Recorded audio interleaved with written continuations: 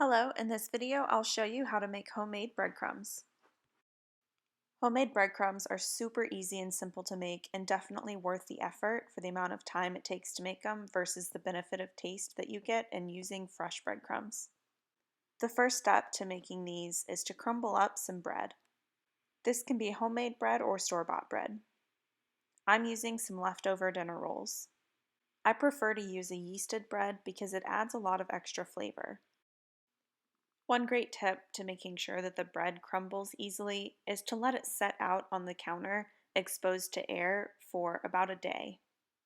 As it starts to get stale, it will crumble easier and it won't have an impact to the overall flavor because we'll be baking the bread after. Make sure that all the pieces of bread that you're tearing off are pretty even in size. If they aren't all pretty even in size, then the larger pieces won't dry out as much when we bake them in the oven and the smaller pieces will burn.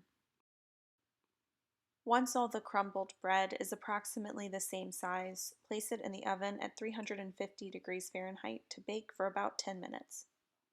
These can go from dried out to burnt pretty quickly, so at 10 minutes I always pull the tray out just to check how the pieces are doing, and if they still feel pretty wet, I'll put them back in the oven for an additional 5 minutes at a time until they're as dry as I need them to be. To tell if they're dry enough, they should be a nice golden color and they should crunch easily when you press into them. You shouldn't be able to pull larger pieces apart easily, and the bread shouldn't feel gummy or sticky when you squeeze it. I prefer to use the breadcrumbs within 1 to 2 days of making them fresh. However, if you do need to store these, I would recommend storing them in the freezer where they're the least likely to mold. Once your breadcrumbs are fully baked, pour them into your food processor or blender. Then crush them up until they're to your desired size.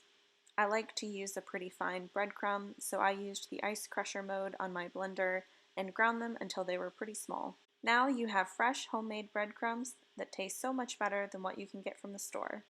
Thanks for watching this video on how to make homemade breadcrumbs. Let me know if you have any questions in the comments below, and as always, like and subscribe to see more content.